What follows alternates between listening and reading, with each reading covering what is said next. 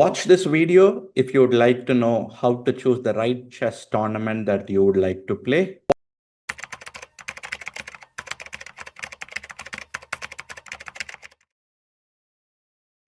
Hello everyone, I am Grandmaster and FIDE trainer Priyadharshan Kannappan, founder of Chess Gaja Academy. So we've been doing a series where every month our newsletter subscribers ask chess questions and I answer them through a video. So here for this month, I've shortlisted about 3 questions that I'm going to answer. And these questions have primarily come from chess parents and one question is from a student. So let me go into the question. The first question that we received is from a chess parent, and the question is how to choose classical tournaments in India, as there are category tournaments that are like sub 1600, 1700, 1800 rating, or the tough open tournaments like Chennai Grandmaster tournament. And the follow up to this question is that rating slides happen when we go to tougher tournaments, and I see other kids cherry pick which ones to attend. What do you advise? So, a great question by the chess parent, first of all. And my advice has always been try to make your kid participate in the toughest section or tournament possible if you have an option to choose between two. The philosophy behind this approach is the kid or the player should make the decision based on how they feel about going and competing. But if you're a chess parent, what you should kind of encourage your kid is about the learning part more than the rating part. Because if you keep competing against stronger opponents in a very consistent basis, your chess strength will keep going up and up. It might not immediately reflect on the rating, but if you look from a 6 month basis, the player who plays more open tournaments, more tougher opposition, would have improved more than a kid or a player who plays more of age category or rating category events. The logic is very simple. When you play stronger opponents, you feel more challenged, you have more learnings, and then, you will increase your strength in the long term more. But in short term, yes, when you play stronger opponents, you are expected to score less. So your rating might drop a bit. So the simplest approach I always say is, if possible, play the strongest section or the strongest tournament possible and try to lose a lot. It might look like very weird because we often say try to win a lot. But if you're a young upcoming player, you just have got your FIDE rating, or you're just like, let's say somewhere between below the rating of 1800, you should actually lose a lot. You should play more strong players and lose a lot of games and take away a lot of learning from those games. And once that learning starts happening, then your rating will go up and you'll also start to play much better. But the overall decision to choose which tournament to play should be given to the player and not the parent, in my opinion. So, as a parent, what you could do is you could tell your kid that I am okay if you choose either tournament. If you choose the stronger category and let's say you don't like score that well, I'm absolutely fine with it as long as you have very strong learning from the games.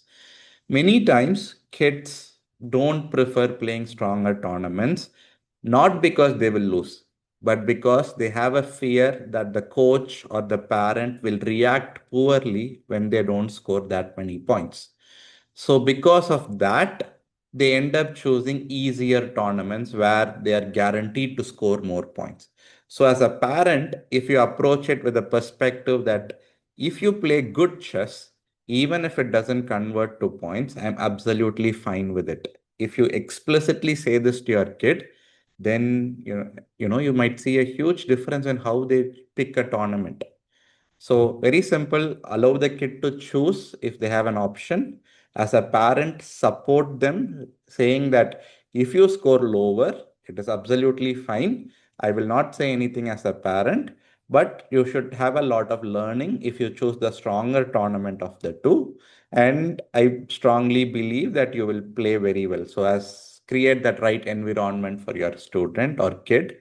And other thing is, let's say your kid keeps losing, your kid goes to a tournament, gets something like 1 out of 9 or 0 out of 9. And maybe after two tournaments, the kid feels very frustrated. I'm playing so bad. It's bound to happen, especially when you play stronger opponents. At that point, to get like a small boost in confidence, you should ask your kid to play an age category or a level appropriate tournament. So you get the confidence back, and then again you go back and play in stronger tournaments. This is my approach, or this is what I would strongly advise all the chess parents to follow when they have to choose a tournament for their kid. And rating slides are part and parcel of chess improvement. So don't worry much about it. Focus on the learning aspect of it. Moving on to the second question of this questions that we got from our newsletter subscribers. Hello, sir. Happy New Year. And then the question goes on to say, like, how did you approach big tournaments on your younger days? What is your preparation routine? And the second question of it is, how much time did you train on your younger days weekly and on what topics? So the first half of the question, how did you approach big tournaments on your younger days?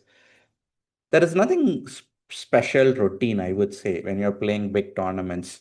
If your training is very consistent and your goal is to learn new things, and then if be it a big tournament or a small tournament, it is not going to make a big difference. The only difference that would make is when you play a bigger tournament, a stronger tournament, and you end up playing stronger opposition, you would have to prepare maybe some specific opening lines before the round to ensure you don't get caught in the opponent's opening preparation. So that I think is the primary difference between a big and a small tournament, because in smaller tournaments, you might not require that much of in-depth opening preparation in between rounds. But in a bigger tournament, stronger tournament, you need a much in-depth opening preparation. So coming to the second half of the question, how much time did you train on your younger days? I would say I easily put at least 4 to 5 hours a day minimum. And there have been days when I would work even like 6 hours a day. And I was kind of homeschooled. I mean, I went to a regular school, but the school was flexible enough to give a lot of days off. So basically, I was kind of like homeschooled and so on. So I had a lot of time to train, go play tournament, compete, learn from the mistakes, then go to coaches, let's learn from them, and so on. So for the kids now, if the kid is very serious about chess improvement and has a lot of ambition and wants to become a really good player, at least 4 5 hours is absolutely required every day. I would say bare minimum 2 hours a day combined with school work if you're an ambitious player.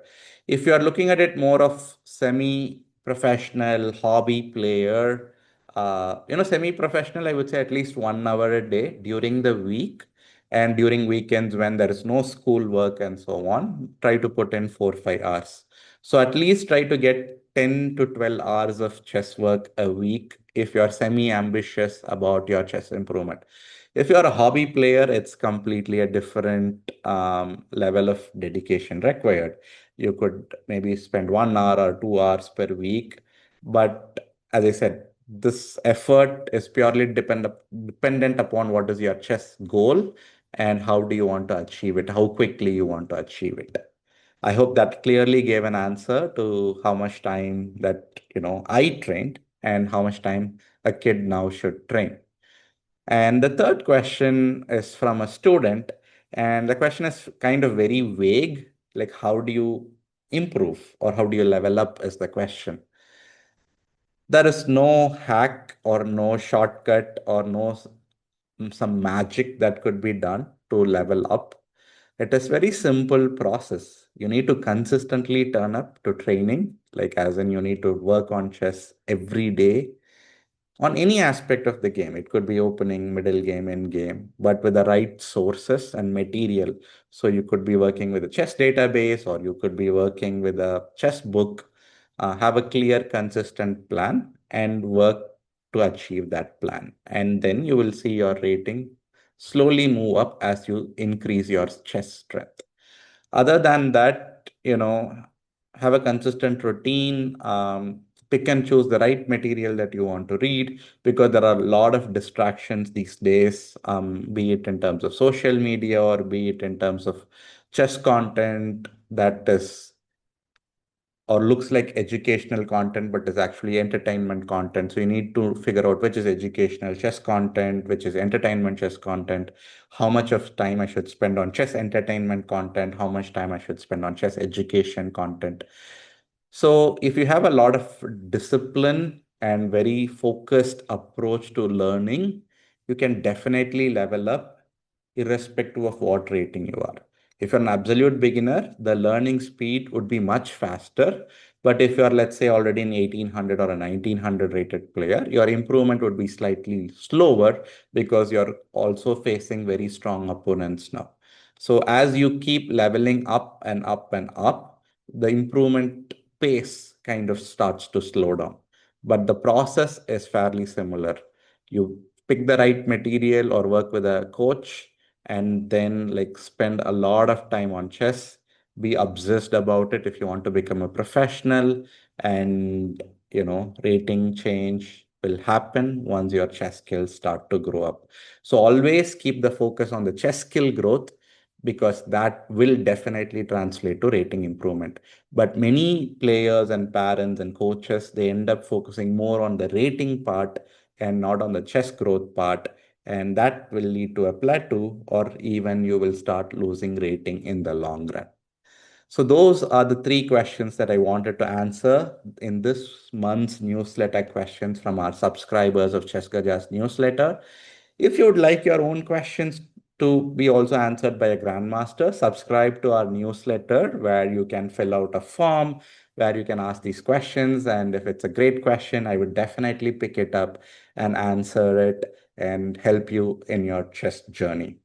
And I also wanted to add, if you would like to learn from me, we have a group class, a master class starting in February 2025 with 15 participants, and it's kind of focused on India time zone, India, Singapore, and the UAE time zone. It's going to be from 5 to 6 p.m. Indian Standard Time. So visit the Chess Gajas group class page and you will find this particular program. So if you're interested, you could enroll for it. Signing off is Grandmaster and FIDE trainer Priyadharshan Kannappan. I'll see you all in another chess improvement video. Thank you.